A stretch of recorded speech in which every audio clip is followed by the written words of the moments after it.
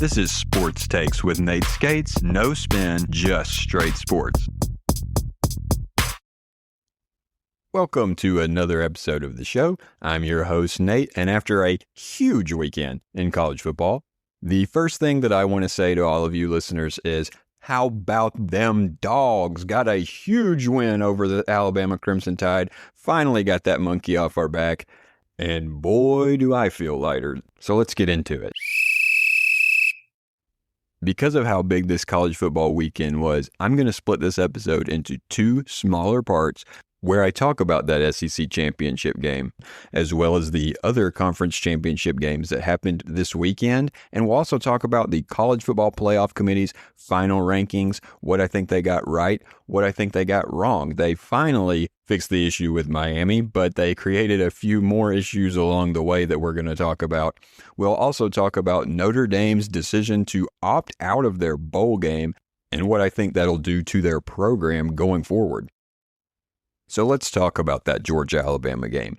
If you're a Georgia fan like me, you had a little bit of a divided thought going into this game. When we lost to Alabama earlier in the season, my thought was, we have to beat Alabama. If we do not beat Alabama, even if this team wins the national championship, it will be marred. There'll be an asterisk by it, like Ohio State's issue with Michigan.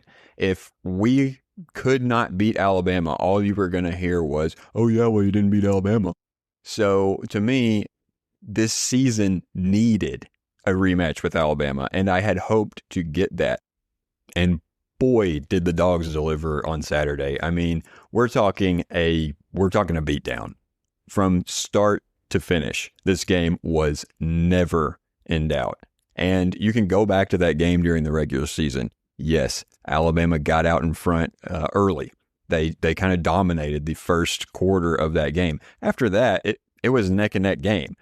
People forget that really Georgia had an opportunity to tie that game late, and Kirby decided to go ahead and try to go for the win, go for the touchdown, didn't kick the field goal.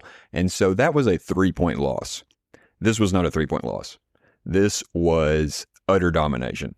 And you saw that from the opening kickoff to the end of the game. And where you see the domination the most to me was this defense was all over Ty Simpson. This defense was all over Alabama's running game. Alabama was held to -3 rushing yards. I saw a tweet from SEC Network's Cole Kublik talking about this, the history of it. So Alabama has been playing college football for a very long time, back into the 1890s. Guess how many times that Alabama has been held to negative rushing yards? Twice. 2 times. One time was the 1968 Gator Bowl against Missouri. The other time, Saturday. So that was a historically great performance from the Georgia defense. And you saw that at all levels. The front seven, the defensive backs, everybody was rolling. Watching that game, Georgia's defense just had Ty Simpson, the offense, so out of rhythm. They looked so out of sync. I actually watched that game with my mom, and she even picked up on, wow, Alabama's offense looks really bad. And you know why they looked really bad? Because Georgia's defense made them look really bad. Georgia was the aggressor on Saturday. That was really clear, that Georgia wanted this game more than the Crimson Tide, which doesn't make a lot of sense because this game should have meant more regarding the college football playoff for Alabama, who was kind of on the chopping block for the rankings. Georgia was in.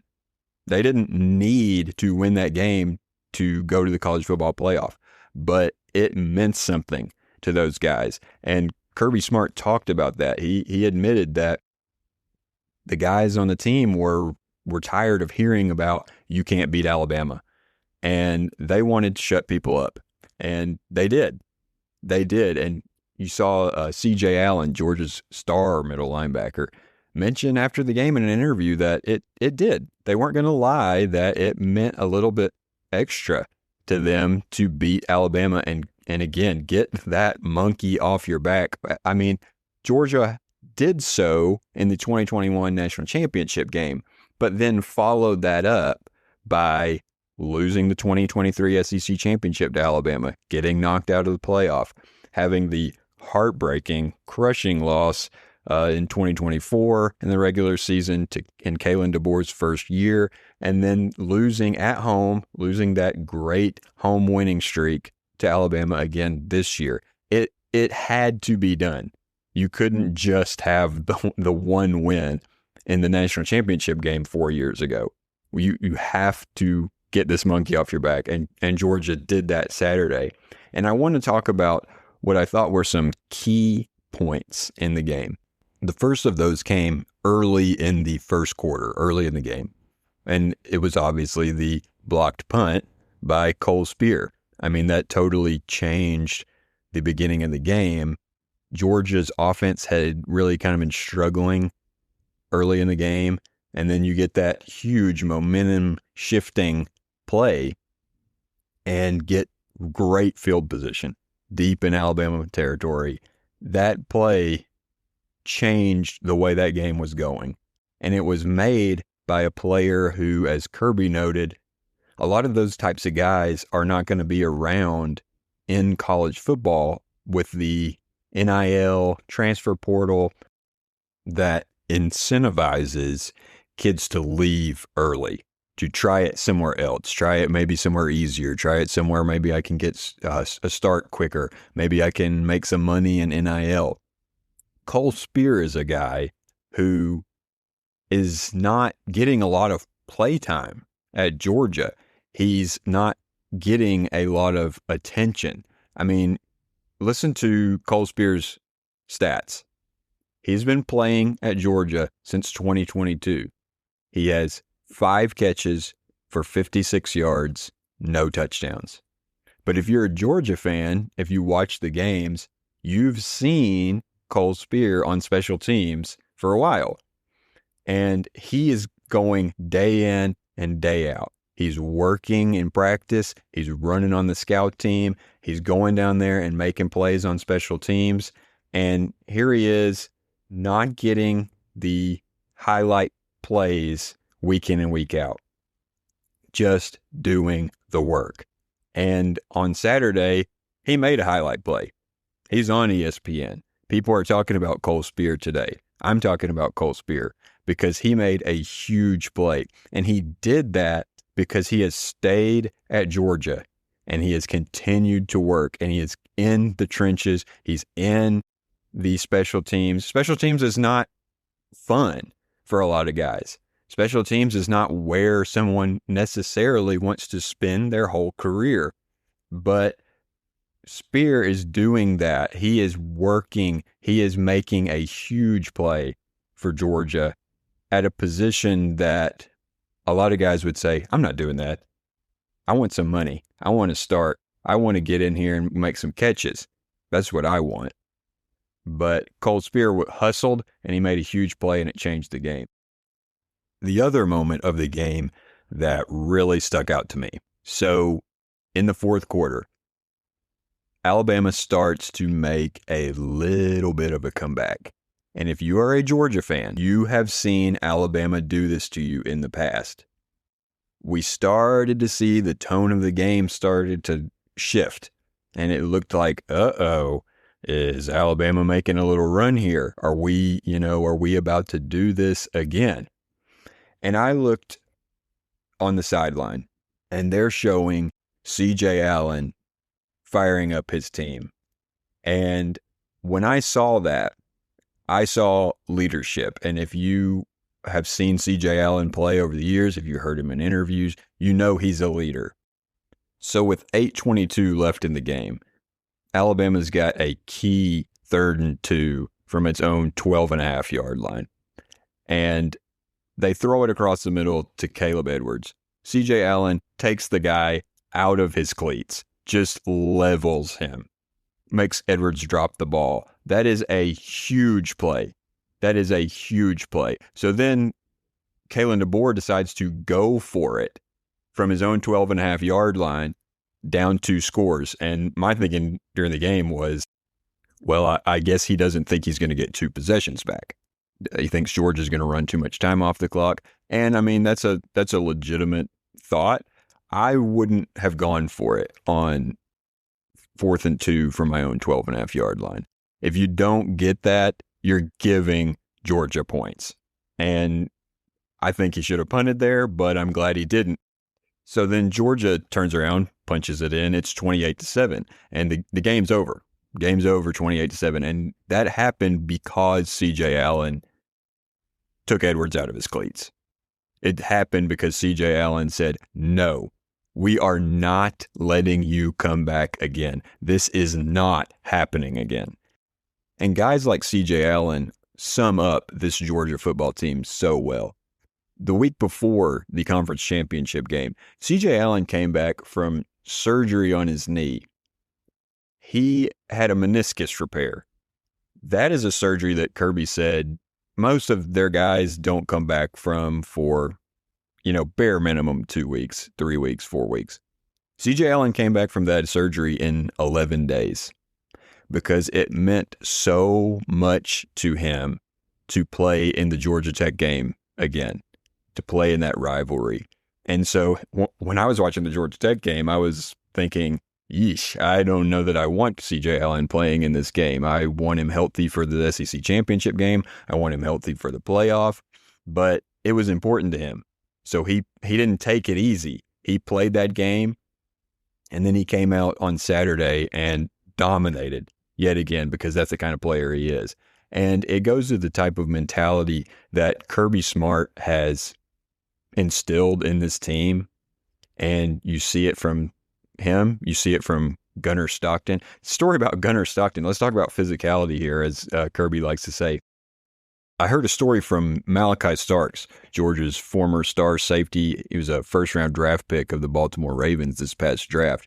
He said he played against Gunnar Stockton for years in Little League kids football. And he said that Gunnar Stockton hit him so hard that he almost quit football. He also said that Gunnar Stockton was the best safety I've ever played against in my life. The guy loves contact. The guy likes to hit, and he's not shying away from contact. He likes to run the ball. He likes to get hit, and the team has rallied around that. Kirby said, this team loves contact, and we love them. And that type of team, a type of team that wants to practice, that wants to hit, they're going to be tough to beat. You are not going to intimidate Georgia. You are not going to make Georgia quit. Georgia is going to keep pounding until you quit. And you saw this earlier in the season. You saw it in the Ole Miss game. Georgia's defense really hadn't found its footing yet at that point in the season. And they're playing a great offense. Ole Miss has a great offense. And Ole Miss scores on the first 5 possessions. After that, Georgia shut them down. And the Georgia offense just kept pounding the rock, just kept running down Ole Miss's throat. And I really felt like in that game, Ole Miss's defense didn't want any more in the fourth quarter. They didn't want any more. And that's what Georgia does to teams. Georgia makes you say, okay, I'm done. And that's kind of what they did on Saturday to who has been the biggest bully on the block for a long time, until Georgia became the biggest bully on the block. And this win for Georgia fans, for Georgia players, is huge. It's huge. And Kirby acknowledged that in the post-game interview. He said, these fans have been through a lot of heartache and agony in these games, but not tonight, baby, not tonight. And that was beautiful. That was beautiful. We all knew it. We all felt it. And to have that cathartic moment of we beat you down, Alabama, was huge because we have suffered at the hands of Alabama quite enough for one lifetime. I'm old enough to remember the 2012 SEC Championship game when Georgia has that heartbreaking, crushing loss to Alabama at the last second and comes up just short 32-28. Could have had a trip to the national championship game where they very likely would have handled a overmatched Notre Dame team. In that game, Alabama had 350 rushing yards. 350 rushing yards, 3 rushing touchdowns. What a change. What a change in culture, in team. And I know that's a different time. It was Nick Saban and not Kalen DeBoer's offense. You had a different coach at Georgia in Mark Richt, who did a great job in his long tenure there. But what a difference. You're no longer being physically beat up on by Alabama. You're beating Alabama up. And that is a beautiful thing to watch, and to come out on the right side of one of these matchups is really nice. And one last point about this game before I shift to the Indiana-Ohio State game. In the matchup during the regular season, one of the key storylines was that Alabama was dominant on third down on offense, particularly in the first quarter, first half. They were 12 of 19 on third down in that game. This game, Alabama was 3 for 14 on third down. Georgia worked on that. Georgia got that corrected, and this was just a totally different game from start to finish. Now, moving on to Indiana-Ohio State, the Big Ten Championship game. This game was really a sports writer's dream. Not because it was an electric game on the field. There wasn't a lot of points, not a lot of going up and down the field, but because of the storyline.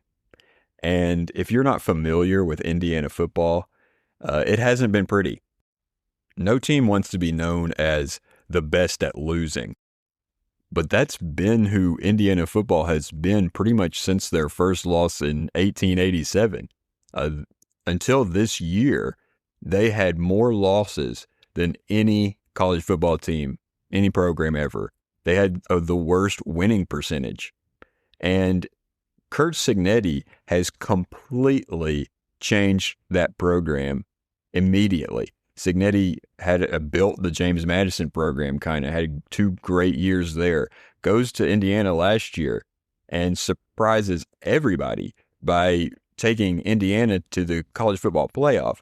And if you're like me, after the loss to Notre Dame 27-17 in the playoff last year, you may have said, hey, Indiana kind of benefited from a weak schedule, which they did. That's undeniable that they had a weak schedule. But you might have cast some doubt on whether Indiana was legit or not. Well, this year they start the season, 3 wins against some soft teams, but they grabbed everybody's attention when they beat then-ranked, number 9 ranked Illinois 63-10. And that's when everybody said, oh, hold on, maybe Indiana really is good. And then later in the season, you see them beat Oregon by 10 points, really kind of control that game. Cignetti takes them to this Big Ten championship. Now, talk about David and Goliath. Not only are they the losingest program in history until Northwestern surpassed them this year, they had lost 30 straight games to Ohio State. And to win that game is literally historic. You won't see something like that hardly ever in your life as a college sports fan. And it usually takes years to build a program like this, especially when you're starting from where Indiana was starting. When Cignetti took over Indiana, they had just finished the season 3-9. They were 1-8 in the Big Ten, last place in the Big Ten. He takes them to the college football playoff in his first season, then follows that up, as if that wasn't enough, by toppling Ohio State, the reigning national champion and current number 1 team, who I think a lot of people were kind of ready to crown as the champions. He topples them in the Big Ten championship game. That's a conference where a lot of people, I don't agree with this sentiment, but a lot of people would say the Big Ten is the best conference in college football. You have Indiana at 1, Ohio State at 2, and you've got Oregon at 5. That's a really strong top of your conference. Indiana didn't just win that conference. They beat both of those teams on the way to do it. So what Cignetti and Indiana have done is mind-blowing. I mean, it is incredible. And I mean, to see the way that they reacted to it. I mean, you've got a lot of guys people are making fun of Fernando Mendoza's post-game interview. I thought it was amazing. I thought it was what college football is all about. The kid was ecstatic. He was pumped. His voice is cracking. He's smiling ear to ear. That's what I want to see from a college athlete. He wants it. Fernando Mendoza is not playing football because he wants an NIL check. Fernando Mendoza is at Indiana winning a championship, understanding that this is a huge moment. And, he gives glory to God doing it. And I thought it was hilarious, just the way to watch his reaction. And I thought, he kind of sounded like a Hulk Hogan Jr. to me. And I love that kind of interview. I don't need you to give me the coach speak and all that kind of stuff. Let me see it. Let me see how you feel. And he says, we're the flipping champs, and I think that's great. Let the kid be happy. I don't know why people are making fun of him about it. And so I think a lot of people will be kind of rooting for Indiana going forward in this playoff. And as far as the game goes, I'm not going to break down a lot of X's and O's in that game. I think we saw that maybe Ohio State's offense isn't what some people might have thought it was. I remarked in the game after Carnell Tate's touchdown, I said, man, these Ohio State wide receivers are just so good. They only scored 10 points. I mean, you've got those wide receivers and you only scored 10. And part of that is Indiana's defense. Indiana's obviously got a really good defense. But, if I'm thinking about picking a national champion and I've got wide receivers like Carnell Tate and Jeremiah Smith, I'd like to see more points than 10. And, obviously at the end you have, as college football final would say, a college kicker situation.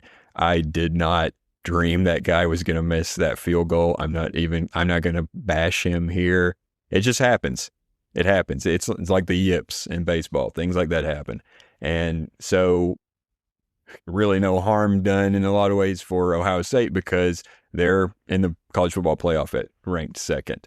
But that game to me, it was a Big Ten game. I mean, you have defense, you have low scoring, close grinding it out kind of game.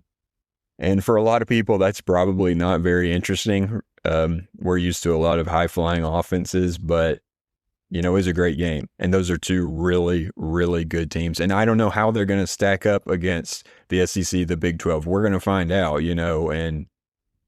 but either way, those are two really good teams. And they earned what everybody thought about them during the regular season.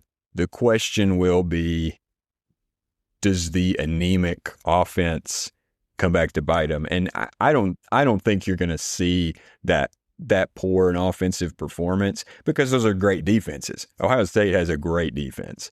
And, I think you're just going to have some games like that. And for Indiana, you had guys coming up in big moments. And I know his stat line's not great, but Mendoza played in a way where I said, wow, this kid might win the Heisman. I mean, he already had that play earlier in the season against Penn State, Gus Johnson losing it on the call. He's coming up big in big moments. And that's the kind of thing that wins you the Heisman. It's not just stats. And I'm not saying I would necessarily give it to Mendoza. Obviously, I don't have a vote in it, but I'm just saying he's the type of guy who's coming up clutch. And we'll see if he keeps coming up clutch during the playoff. So moving on to the Texas Tech BYU Big 12 championship game. BYU had an opportunity here to rectify what we're going to call a glaring problem on their resume, was the 29-7 loss to Texas Tech earlier in the year. And Texas Tech was really, the best team BYU had played. They had a great game, beat Utah, beat a good Arizona team, but didn't have a real stamp on their resume. And the Texas Tech loss was hurting them. That's why they were ranked 11th coming into the conference championship weekend. So this weekend, they really needed to show up. And unfortunately, they were just overmatched against Texas Tech. Texas Tech is just a better football team than BYU is. And, it was close early. You're watching the first half. It's kind of back and forth. You're seeing a lot of interceptions, not a lot of offensive production there at first. And then in the second half, it just gets away from them.